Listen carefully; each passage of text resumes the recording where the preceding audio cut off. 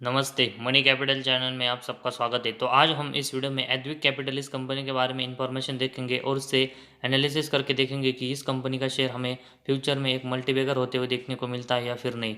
लेकिन ये वीडियो शुरू करने से पहले अगर आपने पहली बार इस चैनल को विजिट किया है तो इस चैनल को सब्सक्राइब कीजिए, साथ ही में बेल आइकॉन प्रेस करके ऑल सेक्शन पर क्लिक करें ताकि आपको शेयर मार्केट की अपडेट जानकारी मिल सके।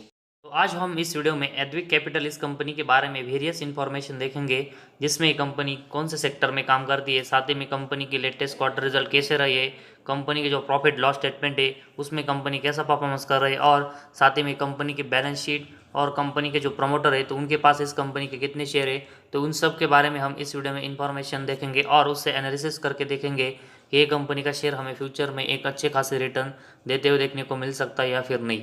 तो सबसे पहले हम एडविक कैपिटल ये कंपनी कौन से सेक्टर में काम करती है तो उसके बारे में देखते हैं। Advik capital limited in the business of NBFC activities including financing, in inter corporate investment, capital market activities by assisting the financial accommodation by the way loans, advance to industrial concern, undertaking the business of leasing and to finance lease operation of all kinds, purchasing, selling, hiring, letting on hire और all kind of plant and machineries। तो सबसे पहले हम यहाँ पर देखेंगे तो Edvik capital ये कंपनी एनबीएफसी सेक्टर से हमें जुड़ी हुई देखने को मिल रही है, जिसमें हमें company financing, inter corporate investment के साथ ही में कैपिटल मार्केट एक्टिविटीज़, उसके साथ ही में फाइनेंशियल से रिलेटेड असिस्टिंग अकोमोडेशन, इसके साथ ही में लोन्स और एडवांस जो कि इंडस्ट्रियल कंसर्न, और उसके साथ ही में बिजनेस जो लीजिंग, और उसके साथ ही में जो फाइनेंशियल से रिलेटेड जो लीजिंग ऑपरेशन है ऑल काइंड ऑफ, तो उसमें हमें कंपनी काम करते हुए देखने को मिल रही है। साथ ही में परचेजिंग, सेलिंग, हायरिंग और letting of hiring, all kinds of plant और मशीनरीज है, तो उन सब में हमें कंपनी यहाँ पर काम करते हुए देखने को मिल रही है। तो इस कंपनी का जो सेक्टर है वो हमें फाइनेंशियल से रिलेटेड यहाँ पर देखने को मिल रहा है। इसके बाद कंपनी का जो लेटेस्ट हमें क्वार्टर रिजल्ट देखने को मिले थे तो उसके बारे में हम यहाँ पर इंफॉर्मेशन देखते हैं। तो सबसे पहले हम इस क्वार्टर रिजल्ट में कंपनी का जो लेटेस्ट Q3 का रिजल्ट है तो उसके बारे में यहाँ पर देखते हैं, जिसमें हमें कंपनी का सेल्स 10.38 करोड़ का देखने को मिला था, जो कि अगर हम Q2 से इसका कंपैरिजन करेंगे तो Q2 में कंपनी का सेल्स हमें 1.26 करोड़ का यहाँ पर देखने को मिला था। तो उससे हम दिसंबर 21 का सेल्स देखेंगे तो हमें एक बहुत ही बड़ी ग्रोथ कंपनी के सेल्स में Q3 में यहाँ पर कंपनी करते हुए देखने को मिल रही है। वही अगर हम पिछले साल के Q3 में देखेंगे तो कंपनी का सेल्स हमें 1.29 करोड़ का था। तो उससे हम देखेंगे तो कंपनी के सेल्स में बहुत ही ज़बरदस्त ग्रोथ हमें दिसंबर 21 के Q3 में यहाँ पर होते हुए देखने को मिल रही है। तो मंथली बेसिस और ईयर बेसिस दोनों में हमें कंपनी का ये सेल्स है वो इस Q3 में बढ़ते हुए देखने को मिला है, जो कि कंपनी के लिए एक अच्छी बात है।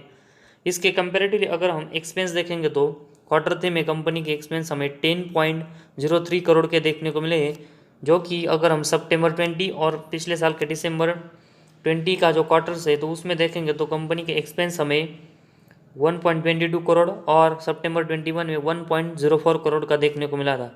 तो यहाँ पर जो कंपनी का सेल्स है तो उसके कंपेरेटिवली हमें कंपनी के एक्सपेंस यहाँ पर कम देखने को मिल रहे हैं। तो उसी वजह से हम देखेंगे तो कंपनी का ऑपरेटिंग प्रॉफिट है वो हमें कंपनी का यहाँ पर लगातार प्लस में देखने को मिल रहा है, और इस Q3 में कंपनी का ऑपरेटिंग प्रॉफिट हमें 35 लाख का देखने को मिल रहा है। तो कंपनी एक अच्छा प्रॉफिट हमें जनरेट इस Q3 में करते हुए देखने को मिल रही है। वही Q2 में अगर हम कंपनी का ऑपरेटिंग प्रॉफिट देखेंगे तो हमें 22 लाख का देखने को मिला था। तो 22 लाख से कंपनी का ऑपरेटिंग प्रॉफिट हमें 35 लाख तक यहाँ पर इस Q3 में बढ़ते हुए देखने को मिला है। वही अगर हम पिछले साल के Q3 में देखेंगे तो कंपनी का ये ऑपरेटिंग प्रॉफिट हमें 0.07 लाख का देखने को मिला था। तो उससे हम देखेंगे तो कंपनी का जो ऑपरेटिंग प्रॉफिट है उसमें हमें शानदार ग्रोथ इस Q3 में कंपनी करते हुए देखने को मिल रही है। तो कंपनी का ऑपरेटिंग प्रॉफिट भी हमें मंथली बेसिस और ईयर बेसिस दोनों में इस Q3 में बढ़ते हुए देखने को मिला है। इसके बाद ऑपरेटिंग प्रॉफिट मार्जिन के बारे में देखेंगे तो इस Q3 में कंपनी का ऑपरेटिंग प्रॉफिट मार्जिन हमें 3.37 देखने को मिला था, जो कि Q2 में हम देखेंगे तो ये हमें 17.46% का देखने को मिला था। तो ऑपरेटिंग प्रॉफिट मार्जिन में हमें इस Q3 में कंपनी के तो ऑपरेटिंग प्रॉफिट मार्जिन में हमें Q2 के मुकाबले में Q3 में एक बड़ी गिरावट देखने को मिल रही है। तो इसी की वजह से हम देख सकते हैं कि कंपनी का शेयर हमें थोड़ा यहाँ पर नीचे गिरते हुए देखने को मिला था। इसके बाद अगर हम पिछले साल के क्वार्टर 3 में देखेंगे तो कंपनी का ऑपरेटिंग प्रॉफिट मार्जिन 5.43% था। तो उससे हम देखेंगे तो इस क्वार्टर 3 में कंपनी का ऑपरेटिंग प्रॉफिट मार्जिन हमें यहाँ पर फिर से गिरते हुए देखने को मिल रहा है। तो मंथली बेसिस और ईयर बेसिस दोनों में हमें कंपनी का ऑपरेटिंग प्रॉफिट मार्जिन इस क्वार्टर 3 में कम होते हुए देखने को मिला है, जो कि एक हमें इस कंपनी में इसी की वजह से केयरफुल रहने की बात है। इसके बाद जो सबसे इम्पोर्टेंट पॉइंट है वो कंपनी का नेट प्रॉफिट है। तो उसके बारे में देखेंगे तो इस क्वार्टर 3 में कंपनी का नेट प्रॉफिट हमें 16 लाख का देखने को मिला था, जो कि क्वार्टर 2 में देखेंगे तो कंपनी का नेट प्रॉफिट 18 लाख का देखने को मिला था।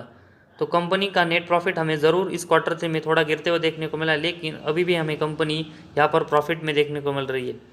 वही पिछले साल के क्वार्टर 3 में देखेंगे तो कंपनी का नेट प्रॉफिट सिर्फ 0.02 हमें देखने को मिला था। तो उससे अगर हम इस क्वार्टर 3 में कंपेरेटिवली देखेंगे तो कंपनी का ऑपरेटिंग नेट प्रॉफिट हमें 16 लाख का होते हुए देखने को मिला है। तो पिछले साल के क्वार्टर 3 के कंपेरेटिवली एक ज़बरदस्त ग्रोथ कंपनी के नेट प्रॉफिट में इस क्वार्टर 3 में हमें होते हुए देखने को मिल रही है। तो मंथली बेसिस हमें थोड़ी गिरावट ज़रूर नेट प्रॉफिट में इस क्वार्टर 3 में देखने को मिली है, लेकिन पिछले साल के क्वार्टर 3 के कंपेरेटिवली ईयर बेस में कंपनी का नेट प्रॉफिट हमें एक बहुत ही अच्छा ग्रोथ यहाँ पर लेते हुए देखने को मिल रहा है। तो सभी जो हमें कंपनी के क्वार्टर 3 में परफॉर्मेंस देखने को मिल रहा है, तो उसमें हमें कंपनी के ऑपरेटिंग प्रॉफिट मार्जिन ये इस क्वार्टर 3 में कम होते हुए देखने को मिल रहा है, और इसमें मंथली और ईयर बेस दोनों में गिरावट होते हुए देखने को मिल रही है। तो उसकी वजह से हमें केयरफुल रहने की बात है। तो इसको छोड़कर देखेंगे तो कंपनी का सेल्स, साथ ही में कंपनी का ऑपरेटिंग प्रॉफिट और कंपनी का नेट प्रॉफिट, ये तीनों हमें इस क्वार्टर 3 में बढ़ते हुए देखने को मिल रहे हैं, जो कि इस कंपनी के लिए पॉजिटिव बात है। लेकिन कंपनी को आने वाले दिनों में ऑपरेटिंग प्रॉफिट मार्जिन को भी बढ़ाना पड़ेगा, तभी हमें इस कंपनी के जो परफॉर्मेंस है वो उसमें ऑपरेटिंग प्रॉफिट मार्जिन से यहाँ पर सपोर्ट मिलते हुए देखने को मिलेगा, और कंपनी का ऑपरेटिंग प्रॉफिट मार्जिन से कंपनी का ओवरऑल परफॉर्मेंस हमें इम्प्रूव होते हुए देखने को मिलेगा। इसके बाद कंपनी का जो प्रॉफिट एंड लॉस स्टेटमेंट है, तो उसके बारे में हम यहाँ पर इंफॉर्मेशन देखते हैं।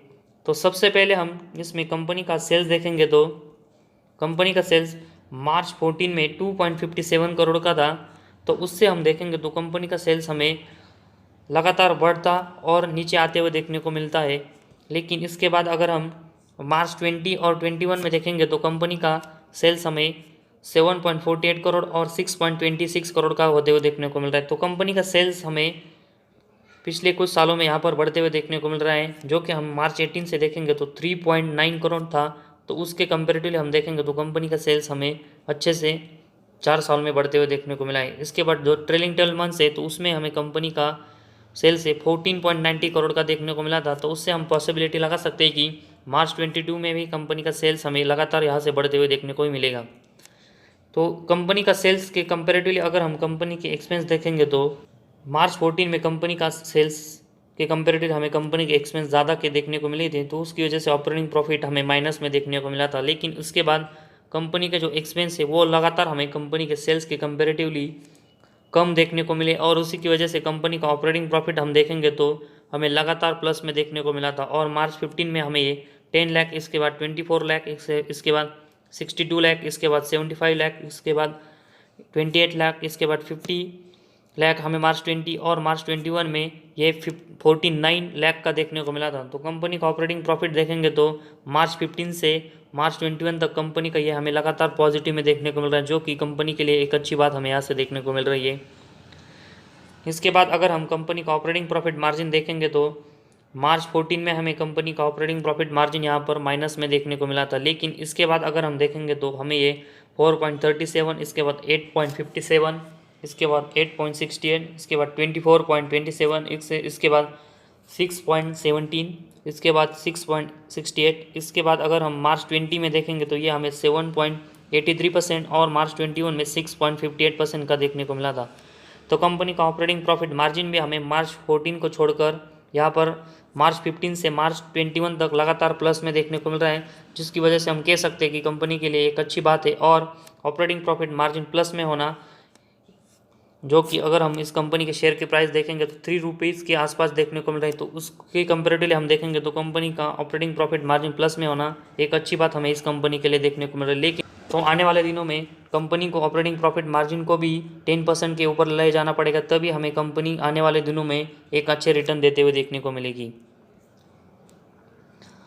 इसके बाद कंपनी का नेट प्रॉफिट हम देखेंगे तो मार्च 14 में जो कंपनी का नेट प्रॉफिट है वो हमें 0.05 का देखने को मिला था। तो उसके बाद 15 में 12 लाख, इसके बाद 0.01, इसके बाद 0.07, इसके बाद 10 लाख, इसके बाद 12 लैक्स, इसके बाद 11 लैक्स, इसके बाद मार्च 21 में देखेंगे तो हमें 0.06 का देखने को मिला था। तो कंपनी का नेट प्रॉफिट में हम देखेंगे तो कंपनी लगातार हमें प्लस में देखने को मिल रहा है, लेकिन कंपनी को इसको भी आने वाले दिनों में एक अच्छे से ग्रोथ करके अपना नेट प्रॉफिट है वो करोड़ में लाना पड़ेगा, तभी हमें कंपनी एक अच्छी मल्टीबैगर बनते हुए देखने को मिल सकती है।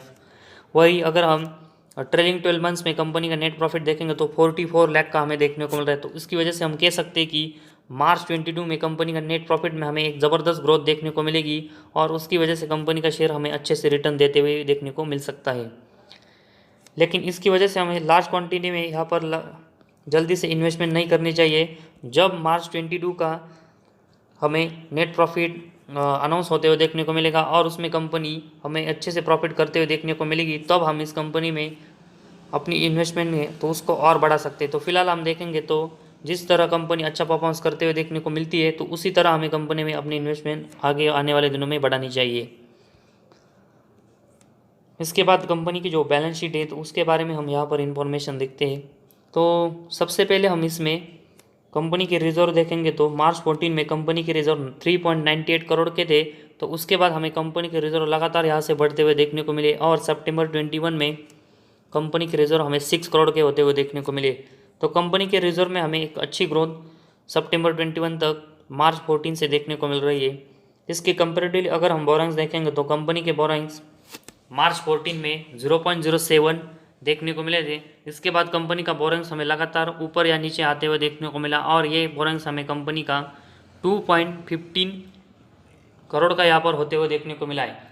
तो उसके कंपेरेटिवली अगर हम सितंबर 21 का जो रिजर्व देखेंगे तो हमें कंपनी का रिजर्व लगातार बढ़ते हुए देखने को मिला है और बोरोइंग्स भी हमें रिजर्व के कंपेरेटिवली कम देखने को मिल रहे हैं। तो इसी वजह से हम कह सकते हैं कि कंपनी आने वाले दिनों में हमें डेट फ्री भी होते हुए देखने को मिल सकती है। तो कंपनी का जो बैलेंस शीट है उसमें हमें कंपनी की जो तो बैलेंस शीट सेक्शन है तो उसमें हमें कंपनी की बैलेंस शीट यहाँ पर अच्छी देखने को मिल रही है। इसके बाद जो कैश फ्लोज का सेगमेंट है तो उसके बारे में हम यहाँ पर इंफॉर्मेशन देखते हैं। तो cash from operating activity, cash from investing activity, cash from financing activity, तो इन तीनों को मिलाकर जो कंपनी का नेट कैश फ्लो है वो हमें मार्च 21 में 0.02 देखने को मिला है। वही मार्च 20 में हमें 0.06 देखने को मिला था। तो इससे पहले देखेंगे तो कंपनी का नेट कैश फ्लो सिर्फ हमें मार्च 17 में ही प्लस में देखने को मिला था। बाकी की अगर हम देखेंगे तो कंपनी का ये नेट कैश फ्लो हमें माइनस में देखने को मिला था। लेकिन मार्च 20 और 21 में हम देखेंगे तो कंपनी का नेट कैश फ्लो पॉजिटिव में होना ये इस कंपनी के लिए एक अच्छी बात हमें यहाँ से देखने को मिल रही है। और आने वाले दिनों में कंपनी को नेट कैश फ्लो है तो उसको ऐसे ही मेंटेन रख के बढ़ाना पड़ेगा, तभी यहाँ से हमें कंपनी के नेट कैश फ्लो रिच होते हुए देखने को मिलेगी और कंपनी के परफॉर्मेंस में इम्प्रूवमेंट होते हुए देखने को मिलेगी। इसके बाद जो सबसे इम्पोर्टेंट पॉइंट है वो कंपनी के जो शेयर होल्डिंग पैटर्न है तो उसके बारे में हम यहाँ पर इंफॉर्मेशन देखते हैं। तो प्रमोटर के पास हम देखेंगे तो दिसंबर 21 में इनके पास हमें 37.90% की हिस्सेदारी देखने को मिल रही है। इससे पहले हम Q2 में देखेंगे तो उनके पास 45.39% की हिस्सेदारी थी और जून 21 में 59% की हिस्सेदारी देखने को मिल रही है। तो पिछले 3 क्वार्टर से देखेंगे तो प्रमोटर अपनी जो हिस्सेदारी वो हमें लगातार यहाँ पर कम करते हुए देखने को मिल रहे हैं। लेकिन इसके कंपेरेटिवली अगर हम FIs देखेंगे तो Q2 और Q3 में हमें इनकी हिस्सेदारी 4.37% की होते हुए देखने को मिली, जो कि जून 21 में 0% थी। तो एक अच्छी बात हमें यहाँ से देखने को मिल रही है। लेकिन प्रमोटर जो हिस्सेदारी कम कर रहे तो इसके लिए हमें यहाँ पर भी एक केयरफुल रहना चाहिए। इसके बाद हम पब्लिक के पास देखेंगे तो 57.74% की हिस्सेदारी हमें इस कंपनी में देखने को मिल रही है। तो पब्लिक हमें लगातार हिस्सेदारी बढ़ाते हुए देखने को मिल रहे हैं। इसके कंपेरेटिवली प्रमोटर हमें हिस्सेदारी बेचते हुए देखने को मिल रहे हैं। लेकिन FIs हमें सितंबर 20 और दिसंबर 21 में अपनी हिस्सेदारी इस कंपनी में बढ़ाते हुए देखने को मिल रहे हैं। लेकिन आने वाले क्वार्टर्स में अगर FIs हमें जो अपनी शेयर होल्डिंग है वो बेचकर फिर से जीरो होते हुए देखने को मिलती है तो एक निगेटिव बात हमें यहाँ से होते हुए देखने को मिलेगी। वही प्रमोटर की हिस्सेदारी देखेंगे तो लगातार कम करते हुए देखने को मिल रही है। तो इसी वजह से अभी ज़्यादा इन्वेस्टमेंट करना इस कंपनी में रिस्की हो सकता है। वही कंपनी अगर भिले तो कंपनी फिलहाल हमें अच्छा खासा नेट प्रॉफिट जनरेट जरूर करते हुए देखने को मिल रहा है, लेकिन कंपनी को आने वाले दिनों में नेट प्रॉफिट साथ ही में जो प्रमोटर की हिस्सेदारी वो हमें बढ़ाते हुए देखने को मिलेगी, तभी हमें इस कंपनी में लार्ज इन्वेस्टमेंट के बारे में सोचेंगे। तो प्रेजेंट में हम देखेंगे तो जितनी भी हमें इस कंपनी में इन्वेस्टमेंट करनी है वो उतनी ही करनी है, जिसकी वजह से अगर कंपनी खराब परफॉर्मेंस करती है तो हमारी कैपिटल डूबती है, तो अभी हमें ज़्यादा फर्क नहीं पड़ेगा। तो उसी तरह की हमें इसमें इन्वेस्टमेंट करनी चाहिए। छोटी क्वांटिटी से भी हम इस कंपनी में अच्छी खासी इन्वेस्टमेंट से नेट प्रॉफिट जनरेट कर सकते हैं। ज़्यादा रिस्क अगर हम लेते हैं तो यहाँ पर प्रमोटर अपनी हिस्सेदारी हमें आने वाले दिनों में और कम करते हुए देखने को मिलते हैं, तो कंपनी के शेयर में हमें गिरावट भी होते हुए देखने को मिल सकती है। तो इसी वजह से केयरफुली हमें इस कंपनी में स्मॉल इन्वेस्टमेंट करके चलना चाहिए, ताकि हमें आने वाले दिनों में अगर कंपनी ख़राब परफॉर्मेंस करती है तो ज़्यादा लॉस ना हो। तो आज हमारे इस वीडियो में बस इतना ही। अगर आपको हमारा वीडियो पसंद आया तो इस चैनल को ज़रूर सब्सक्राइब कीजिए।